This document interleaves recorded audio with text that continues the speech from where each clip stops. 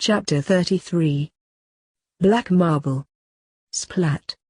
Oh you son of a bitch. Ha. Eat snow rhapsodos. Oh shit. No magic allowed you. I don't think so, slum rat. This is war. Sephiroth dived behind a fountain that sat in front of the Malfoy Manor. He had to admit this is the most fun he had had in almost all his life. Well, if you don't count the soldier Turk prank wars back in Shinra, nothing could beat that out. Packing a snowball, he crawled along the snow around the fountain, his eyes picking up the flying snowballs soaring over his head. It had turned into a full-out war that was a free-for-all. Granted, everyone tended to stay with their own groups, but even they would turn against the other. Ducking one aimed for his head from the damn puppy, Sephiroth cocked back, launching his snowball with all his strength right for the back of Genesis' head. Aiming a decent-sized snowball right for the slum rat, he squeaked, feeling something very cold and very wet connect with the back of his head and slip down into the collar of his jacket. Dropping his snowball, Genesis started to dance around, trying desperately to get the snow out. Whirling around, those ice blue eyes searching for the culprit, seeing only one person behind him, he smirked evilly. Scooping up a huge amount of snow, Genesis packed it and with all his soldier strength hucked it across the front gardens, nailing Rufus right in the head. Startled, Rufus fell onto his ass. Growling, he pushed the snow from his face, sapphire blue eyes narrowed in a dangerous glare. Snickering like hell behind the fountain, Sephiroth watched as the snowball war rocketed to a whole new level.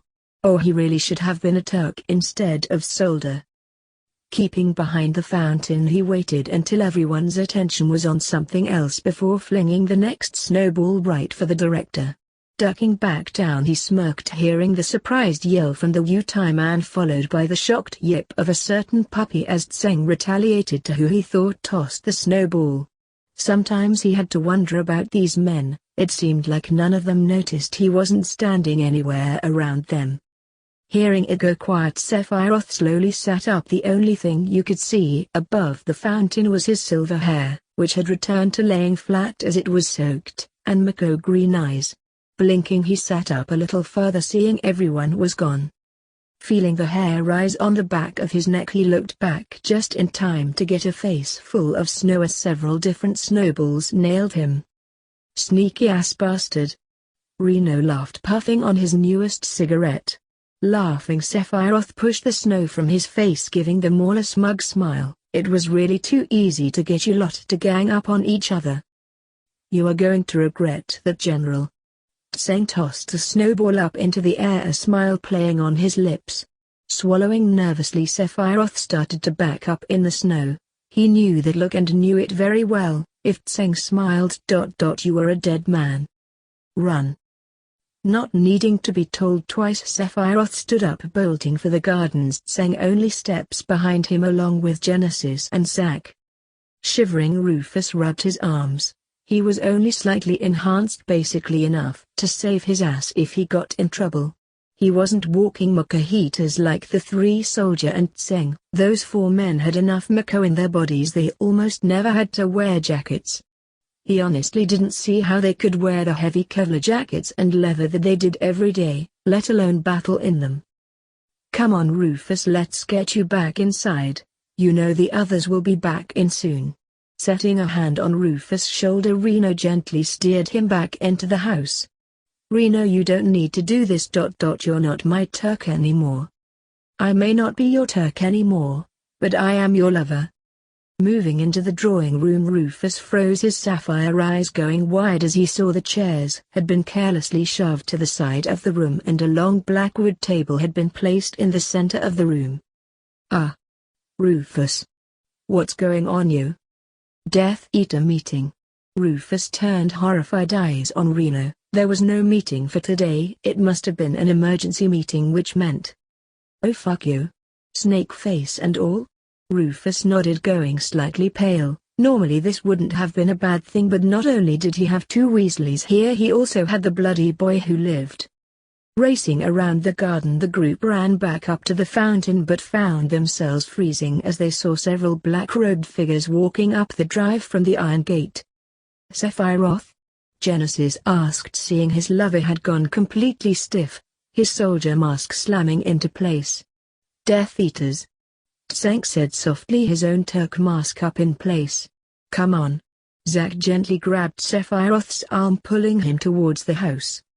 Racing up inside, they were greeted by Rufus and Reno. Rufus, what the hell is going on? Genesis demanded. They had stopped in the entrance hall of the house. He noted absently that Rufus was back in his normal white and black outfit that he always wore at Shinra, showing he had changed, his shotgun resting in half-gloved fingers. The Dark Lord called for a meeting. No one knew this was coming. We can't get out. The Flu network shuts down when he calls a meeting, and the only way in or out is operating outside the wards, which is the front gate. So we're stuck here with Snakeface and the very man he's trying to become? Zack looked to Sephiroth, seeing he was in full general mode, though a slow evil smile crossed over his lips. No. I think I have the perfect plan. I think it's time we give Voldemort what he wants. Cackling much like he had in Nibelheim, Sephiroth turned, heading up the stairs. Sitting in the drawing room, Rufus sat silently on the other side of his father. The meeting had been going on for some time now. He had thrown a black robe on over his white outfit to conceal it for the moment. His fingers absently playing with a small materia he had in his pocket. He really hoped this would work. He had to just wait for the right opportunity. Lucius. Beside him, Lucius instantly went stiff, his grey eyes coming to look at the wannabe snake at the head of the table. Tell me, Lucius, what is the status of obtaining the object I seek? So Sephiroth was right, Voldemort didn't have the black materia yet. Perfect. Before Lucius could speak, Rufus turned, so he was looking at Voldemort. We have it, my lord. Draco lowered his eyes and pulled the materia from his pocket. Voldemort's eyes went wide as he watched the young Malfoy boy held up half-gloves fingers. Clutched between them was a black orb rolling with power. Lucius' own eyes went wide, seeing his son produce the very item he had been assigned to steal from the Department of Mysteries. Looking at the item close, though, he blinked. No, this wasn't the item. It was much too small to be the black materia that was sitting in the Department of Mysteries. Draco, what are you doing? Lucius hissed, leaning in close to his son. Voldemort seemed to be frozen in shock where he sat. Saving all of our asses. Draco whispered back before turning back to Voldemort, seeing him coming out of his shock. Raising his wand, Voldemort summoned the materia to him, his fingers outstretched like he was receiving the most precious object in the world. The black materia. The source of all the one-winged angel's power. Standing up, Voldemort swept around the room, clutching the materia like it was the most precious piece of glass in the world. This, my friends, will ascend me to the status of a god. Dumbledore and the Ministry will bow before us, and the Mars will tremble in fear as we destroy them all. The Death Eaters around them shouted happily. His Aunt Bellatrix was bouncing where she sat, the damn bloodlust of hers kicking into overdrive. I bet she would jump him right now if she could. Oh God, did I really just think that? That's almost as bad as thinking that my dad had to get it up to have me. Oh God, I did it again.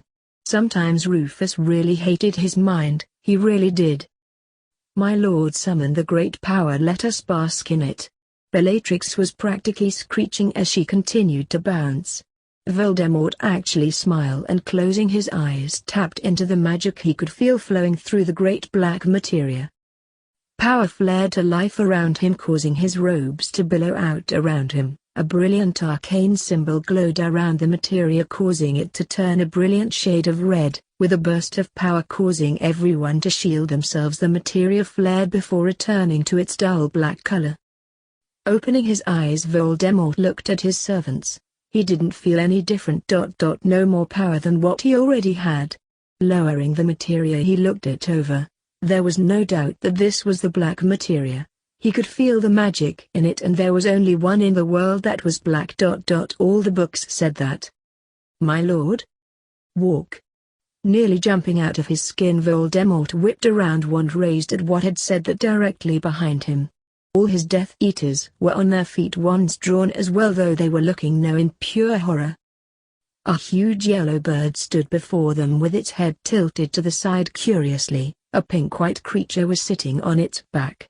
Capo Voldemort could only stare in shock at what he was seeing. Had the famous black materia called forth this strange creature? Rufus on the other hand had his hand to his mouth trying so hard not to start laughing.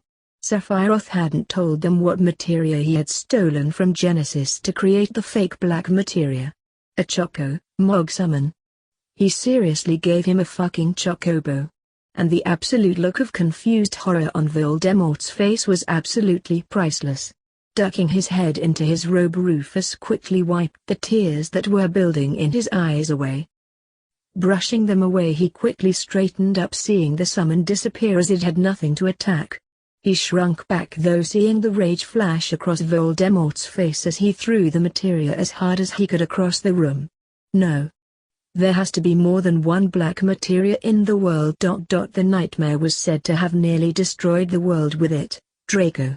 Draco shrank back even more. People were always placed under curses when the Dark Lord was angry. Was that the only one? Quickly Draco nodded. Yes, my lord. There was no others in all the department. I checked everywhere before father came and got me. Getting his anger under control, Voldemort returned to his seat, red eyes glinting in anger. It must have been discovered somehow that I wished to obtain this item, and it was moved and dummy left in its place. Lucius, go back to the department and search again, see if the item I seek has been returned. Lucius nodded, sending his son a look. He was honestly afraid for his life now. And Draco. Cruico. I'm glad you enjoyed that video / gameplay. Just remember to hit that like button, subscribe to the channel, and leave a comment down below. Until next time, goodbye!